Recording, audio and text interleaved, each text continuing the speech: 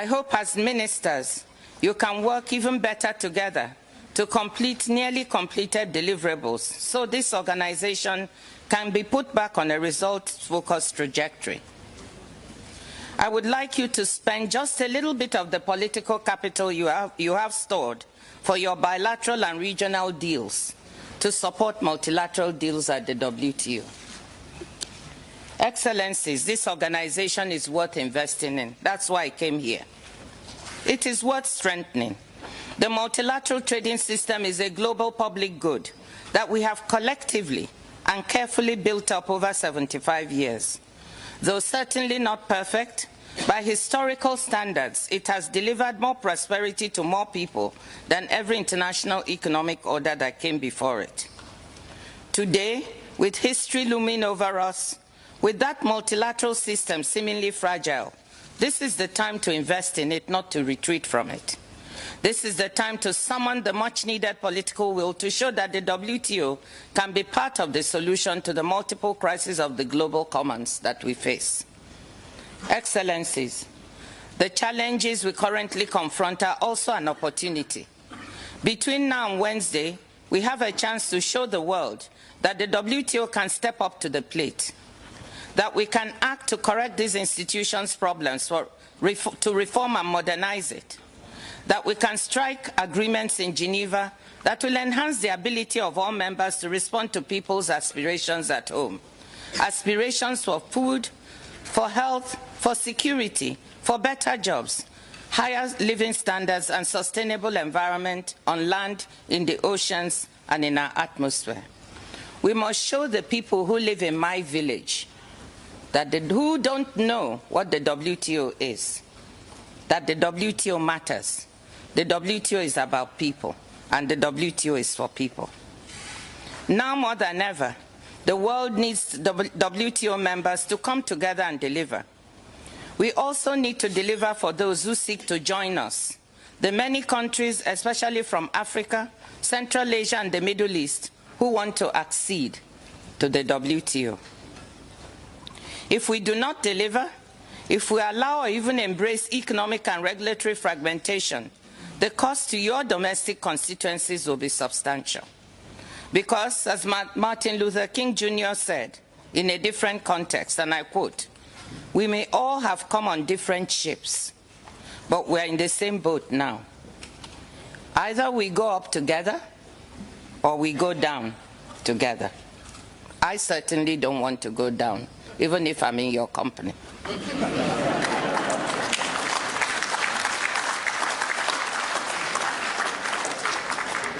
WTO economists estimate that if our interdependent world economy decouples into two self-contained trading blocs, the resulting reduction in specialization and technology spillovers will by themselves lower the long-run level of real global GDP by about 5%.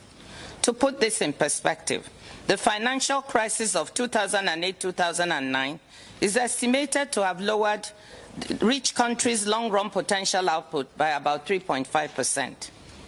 And this 5% estimate represents just the start of the economic damage. Additional losses would come from reduced scale economies, transition costs for businesses and workers, disorderly resource allocation, and financial distress. New trade and regulatory barriers within each bloc would add to these costs. A return to the might makes right in international commercial relations would be costly for the mighty and even more damaging for everyone else. Lower-income countries will suffer the biggest losses in potential growth.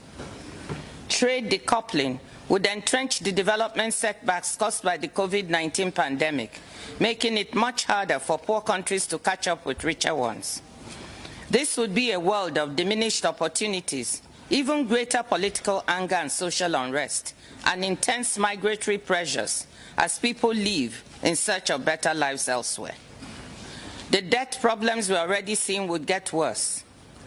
It is in all our interests to keep the multilateral trading system going, so we continue to have clear and predictable terms of commercial engagement across members and alliances. The geopolitical tensions we're dealing with are real. We cannot pretend otherwise, and I wouldn't. But at the same time, it would be a mistake to let these tensions spill over into our work here. If we do, the consequences on the WTO's work and the functions of the multilateral trading system would be severe. Times are difficult, but when the going gets tough, the tough get going. I'm optimistic that with the requisite political will, a word you'll hear from me many times, we can tackle the negotiations in front of us, endorse the declarations, and take the decisions that will show the world that the WTO is part of the solutions to the world's pressing problems. Looking to the busy days ahead of us, Excellencies, we will immediately after this session begin an exchange of views on challenges facing the multilateral trading system. An unprecedented 103 members and observers have expressed interest in taking the floor this session. In the plenaries of the past, the average has been around 60. The high number of interventions is a testament both to the WTO's relevance and the challenging conjuncture we are in. I hope this session will enable ministers to jump into action tomorrow to tackle the full agenda we have in front of us for MC12. Starting tomorrow morning, we will take decisions that respond to ongoing emergencies, particularly in response to the pandemic and to the food crisis. We will then have further thematic sessions on agriculture, in fisheries, WTO reform, the e-commerce work program and moratorium. Together with informal meetings in different configurations, these are designed to position ourselves to deliver results. As you know, Excellencies, your capital-based officials and your teams here in Geneva have been working very hard to lay the groundwork for success at MC12. You have received the various draft texts, declarations, and decisions sent to you. WTO members must respond to global crises with a sense of urgency. In this regard, you will have to complete the work that will allow the WTO to have a holistic response to this pandemic and to future ones. This consists of two parts, a trade and health declaration and a legally binding agreement on a TRIPS waiver. Getting these documents to you has been a painful process of tough negotiations after almost 2 years of little movement on the latter issue. I want to thank all of you, the Quad, so-called Quad countries or members, the ambassadors, negotiators, experts, ministers who did the groundwork that got us to this point, and the staff of the WTO who backed it up. What remains to be decided requires political will. There we go again. And I know you have it, to get us over the finish line. Getting agreement on the response to the pandemic will enable millions of people to access affordable vaccines and medical countermeasures in this and future pandemics. The WTO must also respond to the looming food crisis. Droughts, floods, heat waves, and other extreme weather events had already combined with COVID-19 and pandemic-related supply chain bottlenecks to lead us to rising food prices around the world. The war in Ukraine has escalated this situation. According to the UN Food and Agricultural Organization, international wheat prices have increased 56% compared to last May.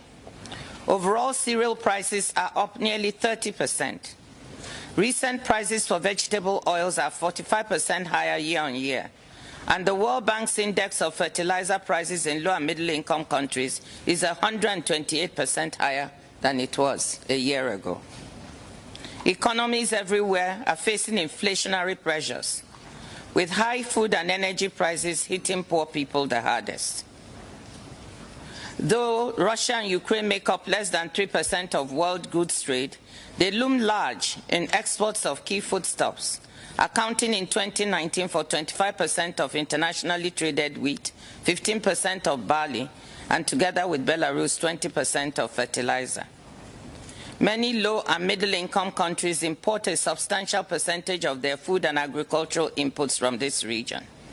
For example, 35 countries in Africa import food products and 22 import fertilizer from the Black Sea region. Low-income countries face a catastrophic situation if action is not taken at both the national and international levels. WTO members can contribute by allowing the free flow of food and agricultural inputs, especially for humanitarian purposes. The draft ministerial decision on exempting World Food Programme humanitarian purchases from export restrictions and the draft ministerial declaration on trade and food security give you, ministers, a chance to make WTO members part of the multilateral solution to this crisis that we face. This must be coupled with support to poor countries rich in land and natural resources to produce more of their own food. In this regard, we appreciate the various initiatives at the World Bank, the African Development Bank, the EU Presidency's Farm Initiative to provide such support.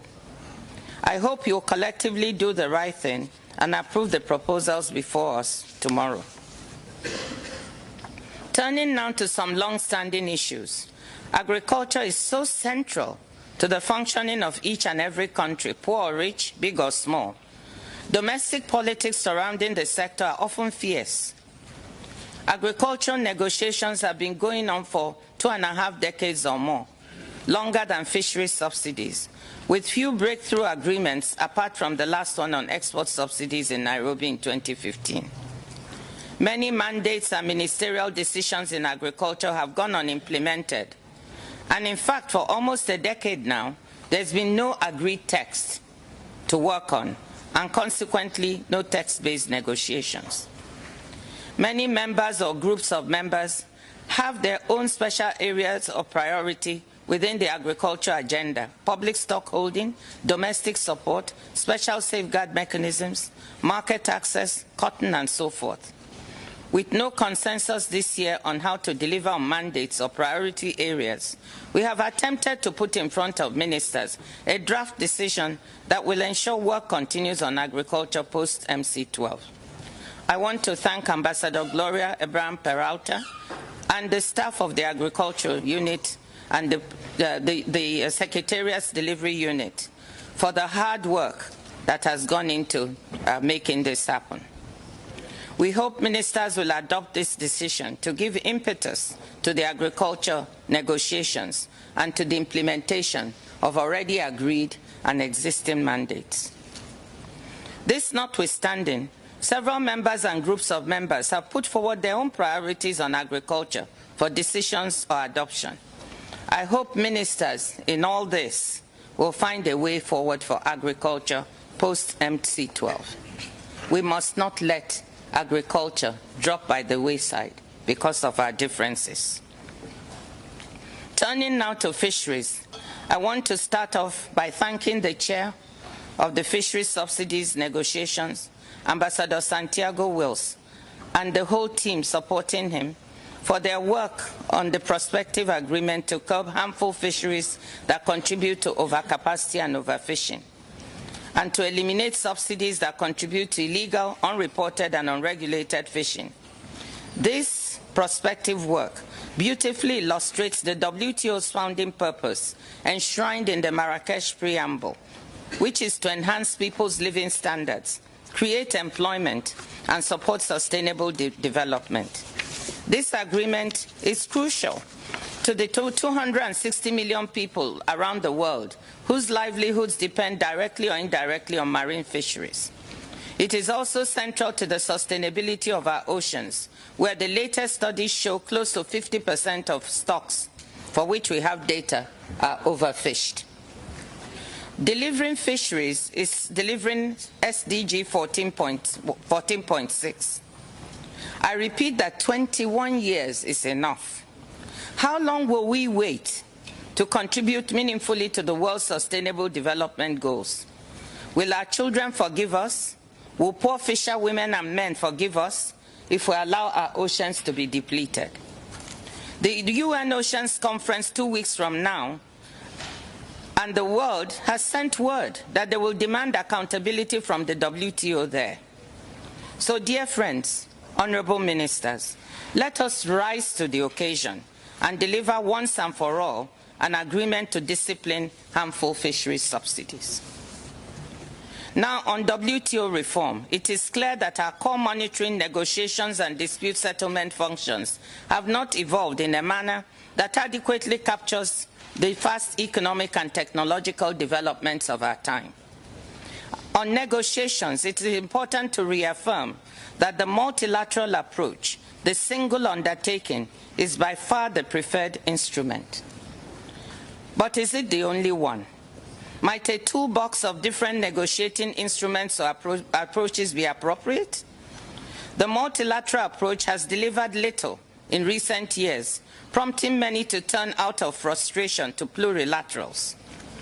Our consensus decision-making approach, while democratic and egalitarian, qualities which are totally to be applauded, often leads to gridlock, since just one member can hold up what might be a potentially good agreement, supported by many more. We must reflect hard on how to modernize our negotiating function and innovate new approaches whilst improving existing ones. I repeat again, the multilateral instrument is the best one. We have to invest in it.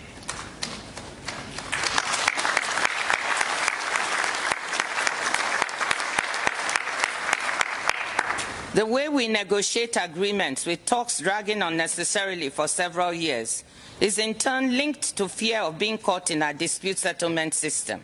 So every word, every comma, perhaps quite rightly, I'm not a lawyer, is passed for its legal meaning or potential interpretation. Top of the WTO reform list for most members is reform of our dispute settlement system and its two-tier approach with the appellate body. I'm happy to say that outreach among members at technical level has now begun to point to what shape or form such reform might take.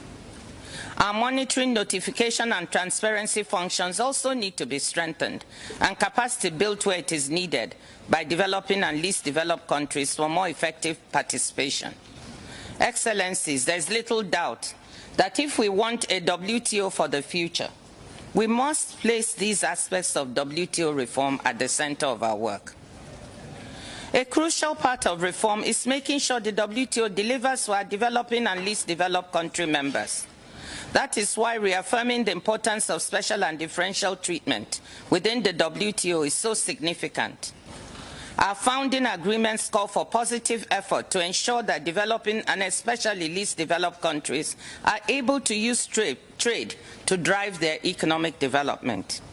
Trade is an instrument for development. It's not an end in itself. In fact, tapping into international markets for value-added goods and services has been history's most proven path towards development. But too many of our members have not been able to start or to stay on this path. That is why special and differential treatment remains necessary. It would be great if members that don't need S&DT because they're on the right track make clear they won't avail of it, so that flexibilities can go to those who need them. The priorities of LDCs naturally deserve particular attention. Some of them have done well enough to graduate and are keen to smooth any bumps that might come with that step. We must also not forget the issues of the Cotton 4, which provide a test of the WTO's ability to deliver for the poorest countries. Other aspects of reform include dealing with industrial, agricultural, and other types of subsidies and level playing field issues so that the rules-based multilateral trading system can continue to be predictable and transparent, ensuring fair competition and a free flow of goods and services. Reform also means using trade as a tool for socio-economic inclusion by supporting women and micro, small, and medium enterprises to become part of regional and global value chains. In this regard, I hope we can overcome our differences in our outcome document so that women can feature as a part of what we say.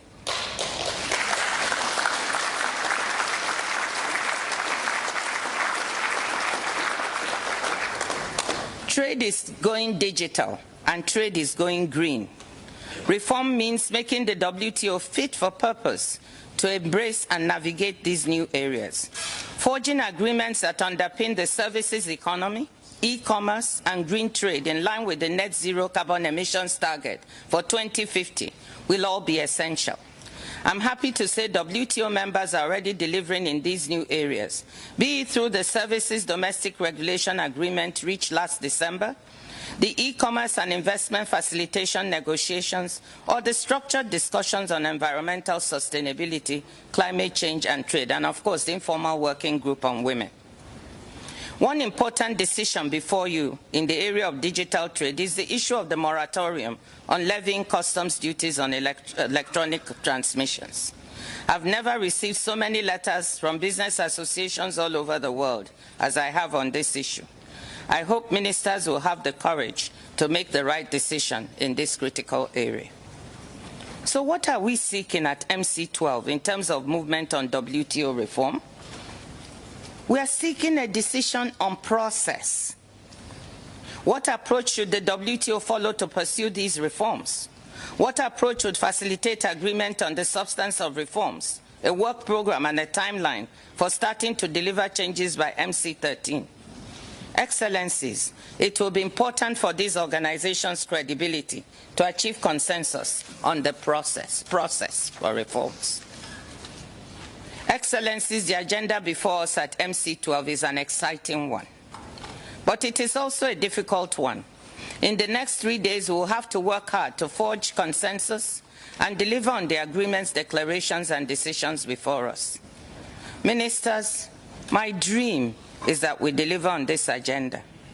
But it was Ellen Johnson Sirleaf who said, and I quote, "The size of your dreams must always exceed your current capacity to achieve them." She's right.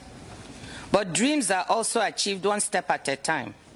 All of you know that system overload is a real risk in any negotiation. 3 deliverables are better than 2, and 2 are better than 1. But even one result is a bigger step towards our dreams than all of us would wish, going home empty-handed. Let me conclude, ladies and gentlemen, excellencies, by saying this: we can and we should deliver. Nelson Mandela said, "It always seems impossible until it's done." Please, let's go and do it.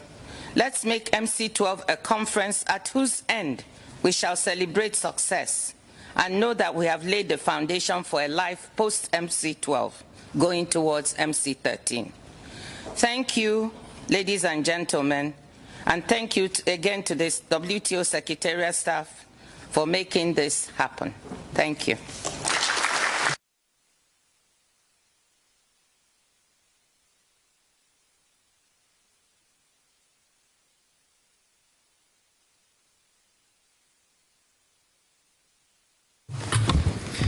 Thank you very much for your address, Director General. And once again, sincere thanks for your leadership and tremendous work, especially in the month and days preceding the conference. I must say I have the same dream, and hopefully starting from today we will all have the same dream of achieving a very successful conference. I now would like to invite the Chair of the General Council, Ambassador Didier Chambouvet of Switzerland, to address the Ministerial Conference. Please. Thank you, Mr. Chairman. Your Excellency, Mr. Suleimanov, Chair of the Ministerial Conference, Honourable Ministers, Director General, distinguished delegates and guests, ladies and gentlemen, good afternoon. It is a great honor and privilege for me to address you at this 12th session of the WTO Ministerial Conference. On behalf of the WTO membership, I would like to express my sincere appreciation to the government of Kazakhstan and to the WTO led by the Director General Dr. Ngozi Okonjo-Iweala for co-hosting this conference. Our deep gratitude also goes to you, Excellency Mr. Suleimanov, for your continued commitment in chairing this conference. This conference brings you, the ministers, together after almost 5 years. During this time, our organization has faced challenges across its functions. However, it has never ceased in its efforts to support the multilateral trading system as a tool to improve people's lives. Your presence here, honourable ministers, will provide us with the much-needed impetus to strengthen and invigorate this fundamental role of the WTO. Before you are the annual reports that document the work of the organization, which were to be submitted to you when the conference was postponed last year. Since the circulation of these annual reports, work has continued in all areas, with some notable results. Allow me to highlight some of them to you. In March this year, the General Council adopted a decision on tariff rate quota administration in the area of agriculture, which was a direct follow-up to the mandate that ministers gave in Bali at the 9th Ministerial Conference. In April, the Committee on Rules of Origin also adopted a decision in direct follow-up to a mandate from the 10th Ministerial Conference. Furthermore, in February this year, the General Council agreed to establish the Working Party on the accession of Turkmenistan. This is another step towards achieving the organization's aim of universal membership. I also have the pleasure to report to you that, just before the conference was postponed last year, the General Council had agreed to forward 2 draft decisions which are before you for adoption. One decision on the work programme on small economies and another decision on the moratorium on TRIPS non-violation and situation complaints. In addition, let me draw your attention to a draft sanitary and phytosanitary declaration for the 12th WTO Ministerial Conference, responding to modern SPS challenges. I have been informed that the 2 remaining reservations made at the 7th of June special meeting of the General Council regarding this draft declaration have now been lifted. Therefore, I take it that this declaration can be adopted by you, the ministers, at this conference. In parallel to this work, members have worked tirelessly in several different areas in preparation for this ministerial in an effort to achieve results. These efforts have led to the draft texts that are before you for your consideration during this conference. You will have an opportunity to hear detailed reports on the state of play in the respective areas immediately after this opening session. Let me seize this opportunity to report on the draft ministerial outcome document. Consultations began last year, led by my predecessor as chair of the General Council, Ambassador Dacio Castillo of Honduras. I am grateful for his commitment, perseverance and achievements. The draft outcome document would provide the organization with much-needed ministerial guidance. The key issue that will need your attention relates to WTO reform to improve all its functions. Discussions over the last year have shown that this is a matter of crucial importance to all members. Tangible progress has been made on this issue, although one specific aspect of the modalities of the work to be undertaken remains to be settled. The other outstanding issues relate to the paragraphs on women economic empowerment, micro, small and medium-sized enterprises and environment. I understand that discussions between members on these 3 paragraphs are continuing with a view to finding a consensus. We count on your leadership as ministers to bridge the remaining gaps. On electronic commerce, in December 2019, the General Council adopted a decision on the work programme. In that decision, the General Council was instructed to periodically review progress and to report to this Ministerial Conference. Since the last Ministerial Conference, discussions on e-commerce have continued as reflected in the respective annual reports. 2 draft ministerial decisions were received and are before you. One calls for the continuation of the work programme and the extension of the moratorium on customs duties on electronic transmissions until the next Ministerial Conference. The other contains language recognising the development challenges and calls for the reinvigoration and continuation of the work programme until the next Ministerial Conference. The main divergence relates to whether or not the moratorium should be extended. Despite efforts to bridge the gaps, members could not agree on a single draft ministerial decision. Hence, 2 separate draft decisions are before you. I very much hope that this Ministerial Conference will enable members to find a mutually acceptable solution. I should also note that members have been active in tabling proposals on a range of matters, including proposals by the LDC group, the least developed countries group, related to a smooth transition package in favour of members graduating from the LDC category. Despite positive exchanges, differences remain. However, I have observed a strong backing of the membership to support LDCs in their integration into the multilateral trading system. Honourable Ministers, as Chair of the General Council, you have my continuous engagement to work with everyone to reach convergence. Thank you for your attention.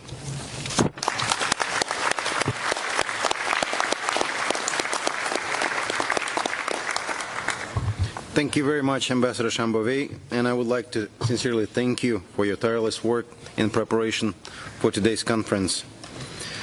I now propose that we proceed with the adoption of the agenda of this 12th Ministerial Conference. In line with the rules of procedure for the Ministerial Conference, the agenda was circulated on May 6th in the document WT/Min22/W/1. The modalities for the conference are further clarified in document WT/Min22/Inf/9. The agenda contains 4 items. Item 1, overview of WTO activities. Under this item, general statements are traditionally made during the plenary session. However, in line with the view of members to structure this conference in a business-like and streamlined format, and in order to effectively and urgently respond to the challenges faced by the world and the WTO, general statements have been pre-recorded. Thus, general statements will be available on the WTO website, as well as streamed in several locations throughout the WTO building from 13th to 15th June. Item 2, action by ministers relates to any decisions or actions that the Ministerial Conference deems appropriate and will normally be taken up at the closing session of the conference.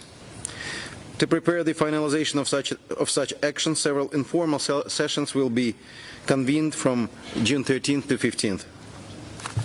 Items 3 and 4 concern the date and venue, as well as the election of officers for MC13 respectively, and will be taken up at the closing session of the conference.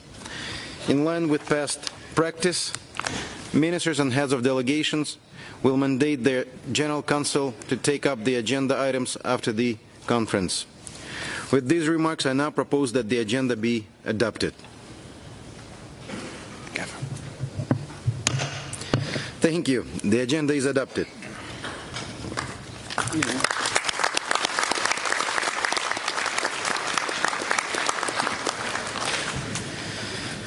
This concludes the opening session of the W12 Ministerial Conference. Thank you. And now, as I have announced in the beginning of the opening session, an informal heads of delegation meeting will take place, which will be chaired by Director General Dr.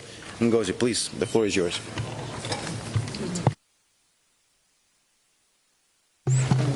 How many minutes? Just to say.